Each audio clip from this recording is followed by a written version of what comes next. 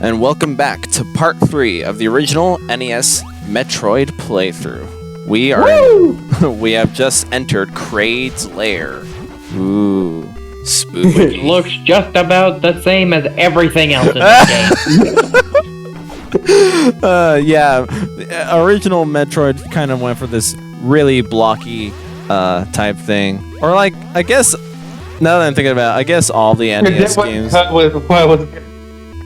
Yeah, because like Mario Bros, Super Mario Bros, that was kind of blocky. That's where the whole concept of blocks comes from. It's about Mario created the term block. Right? Yes, those wooden blocks those babies play with, those weren't called blocks until Mario happened. Yeah, exactly. That's 100% how it works. The world started with Mario. Everything started with Mario. Everything started with Mario. And will end with Mario. Yeah, this may be the year 2021. It's really year 35, and don't let anybody tell you otherwise. 36. But yeah, I guess also like Zelda NES was really blocky too. I guess all NES games were blocky because of the 8-bit format. Yeah, they used what they were given. Yeah. That's a weird location for an energy tank. Yeah, it is. Yeah, it's in between all these pipes and stuff. Oh no, I'm in the sand. I don't know what. Oh god! I actually don't know what that is. Maybe it's like, it's really just different colored lava. But I don't know if that's What's the difference? I don't know if it's supposed to be like acid or sand or what have you. I don't know. I don't really know specifically for. I can't really say for NES Metroid, but I mean, I definitely know for Zero Mission because they have like the yellowy kind of looking liquid, which is acid, and then they have like a very obvious like lava kind of like looking one too, which is its own thing. Gotcha. Yeah. Whereas in this game, they just reuse the asset and then use the different color. I mean, you do what you gotta do to save resources. I mean, like in Mario, for example. I mean, the bushes are just recolored clouds. Yeah. It's really funny to look at it. Oh man. Yeah, the NES days of gaming were really weird and really strange and really intriguing to go back and look at. Yeah.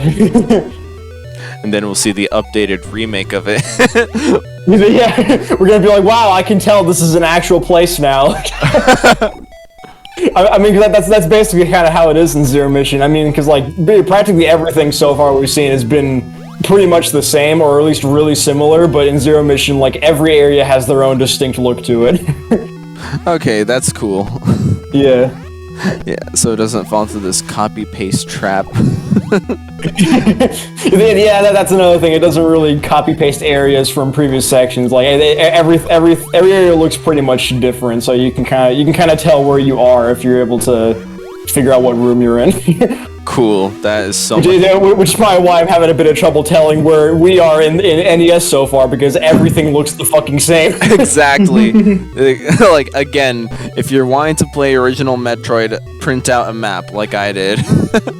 and then like set up a predetermined path. Like what I did, not only did I like take notations on my printed map, but I also I took my pen and then I just drew. I never let go of the paper, and then I just drew a line of my destination throughout the entire game. I was like, all right, this is the path I'll take.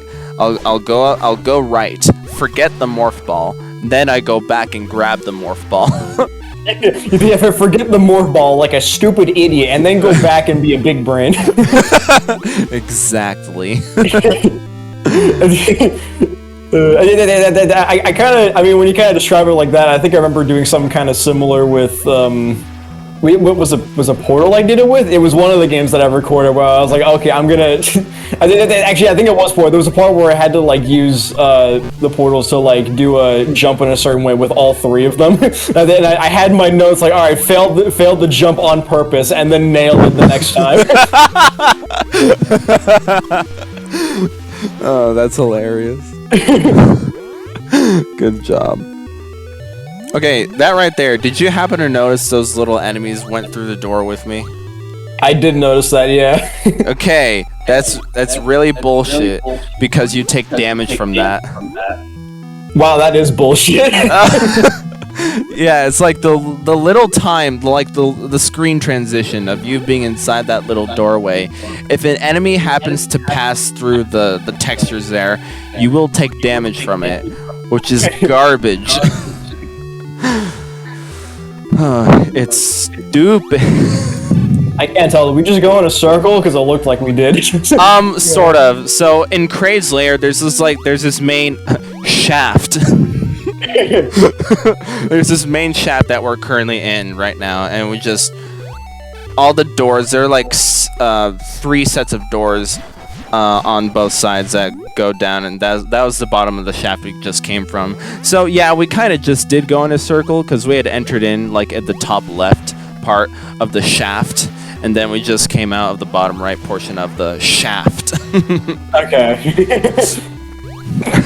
Yeah, basically how it works here. Yeah, because I saw that bit where he all the little like tubes and stuff you had to get through, and I remember seeing that the first time, and then we came back from the other side. I was like, hold on, didn't we just see this like 5 seconds ago? Sort of, yeah. Kraid's lair is more vertical, and Ridley's lair is more horizontal. Yeah. So, especially like that shaft room we were just in, there are a lot of shafts in Kraid's lair. The one we were just in is take a drink every time Ethan says shaft. Cameron, get your shaft ready. So what we just exited out from there was like the rightmost part of Kraid's lair, and trying to climb back up that thing is a pain in the ass because the only way to travel up it is to like shoot the breakable blocks and then just jump and hope that they respawn in the right moments without getting knocked off. Because if a block respawns on top of you, you take damage from that and knockback, which is really? So what? Yeah, this thing. Yeah. And I think I cut out the travel back up there because I don't need to go back up there again. But it's really dumb, and I can't believe you take damage when a block respawns on top of you. I think it happens. I don't think it was intentional for the developers to do that. I think it's just a programming oversight, actually. Jeez. Yeah, because like most of the time it seems really unintentional that it happens. Like I think early on, when I got the ice beam, I think the only way back up.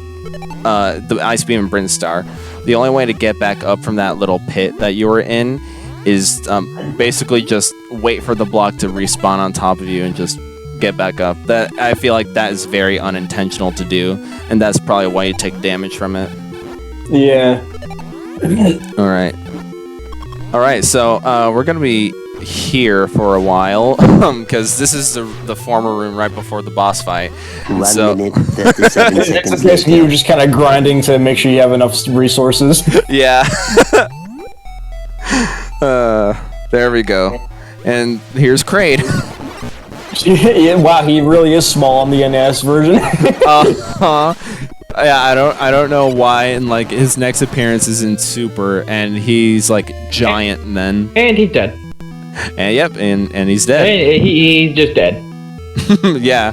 Like you said, they take a lot of damage. That's a lot of damage.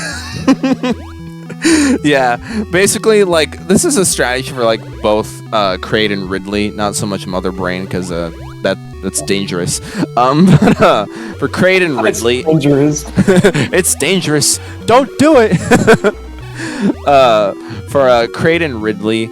Okay, first, trying to get. Wow, you're having a lot of trouble getting that. That's because I'm doing it wrong. I'm supposed to be rolling from the platform it's on top of, and then just rolling, holding right. Then I'll get it eventually. But I'm just being dumb right here. Come on, come on, past season, you can do it. Come on. Oh! Hey, there we go. Okay. Yeah, I don't understand why the way you're doing it before wouldn't work. Yeah, I didn't either. So like, I don't know how NES collision is like. It would have worked in Zero Mission. Are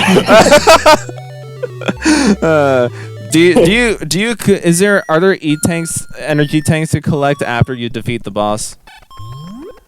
Well, like in the boss room, like that, for example. Yeah, or are you just rewarded with an energy tank for defeating a boss? I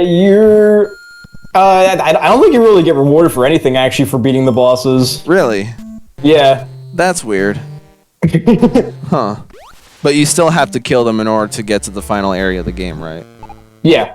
Okay, cool. Yeah, in Zero Mission, there's like an area pretty early on where there's like this like really, I guess you almost kind of say like a fancy doorway kind of thing that's made to kind of look like the heads of like Kraid and Ridley, and they won't open unless you've defeated both of them. Oh, I see. Yeah, okay. In this playthrough, we don't get to that room until like the very end. But yeah. Alright, and so, now that we've defeated Kraid, which the really small Kraid, Yeah. we now have to travel back through Norfair again in order to be able to get to Ridley's lair. Okay. Yeah. So this is a little part of the Norfair I didn't show off before, because it's the only way to get to Ridley's lair. Yeah, I see. Yep, and so, if I am faster... If we can move it along, Ethan. If I can move it along... Come on! You fuck! Well, the thing about, like, the big difference between Brinstar and Norfair is that, like, you'll notice it in gameplay as well. In Brinstar, you're walking. You're just holding the D-pad a lot and just walking. In Norfair, you're doing that, but also jumping a lot. Pressing A. Yeah, because there are like a lot of tiny platforms and a lot of lava pits in Norfair that you have to jump and traverse through. So that's the difference between that. You'll be using the jump button a lot more often, a lot more trickier in Norfair than in Brinstar. Alright, and now we're in Ridley's lair with like some... I don't know how to describe the music here. It's really weird and ominous, to say anything. It's like, I don't know if you guys can hear it, but it sounds like woo woo woo woo woo woo woo woo, but really fast. I can't really hear it right now. No. You'll be able to hear it in playback. Subscribe to our channel. But yeah, it's one of the distinct things about this area, besides being difficult, is its music. I don't know how much damage. Now you're purple and green. I don't know why I was like that. Yeah, and I don't know how much damage the enemies do in here. I'll have to pay attention to that a bit. Okay, what's 49? And now it's 37. That's 12. 12. Yeah, 12. Okay, and remember, I'm wearing the berry suit, so that's half damage. Okay, so I get like half damage. Yes, okay, so I would take 24 hits. Holy crap. I didn't realize that before. Yeah, Ridley's lair is difficult. Really difficult. And so I'm just kind of curious as well, because I was kind of thinking about it when I was also just kind of thinking between like the NES version and the like Zero Mission, stuff like that. I assume there probably isn't, because you know NES. But are there any like? Is there any way for like saving in this game, or is it just kind of I didn't mean to laugh Oh, like Wii that. U, but not enabling the game out. Yeah. So no, there is no save system. I kind of figured, yeah. Yeah. So I only showed off one death in this game, but basically when you die, you're given the options of start and continue.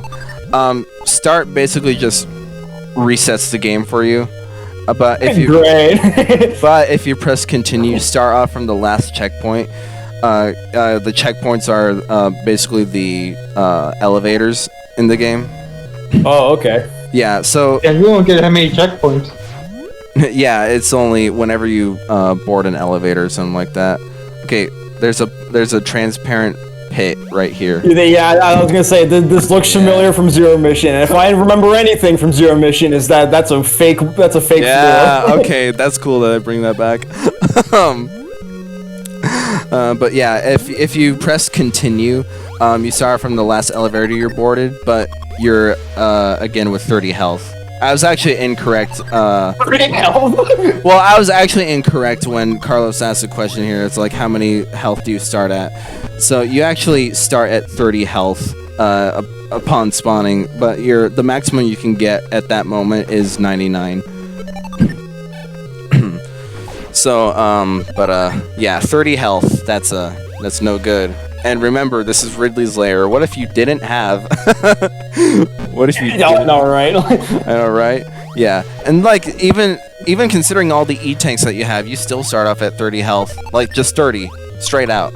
No filled energy tanks whatsoever. Yeah, it's really dumb. Okay, this jump right here. Holy crap. That looks kind of tight, I won't lie. Thank you, Wii U, for having save states. You think I did that in one go? No.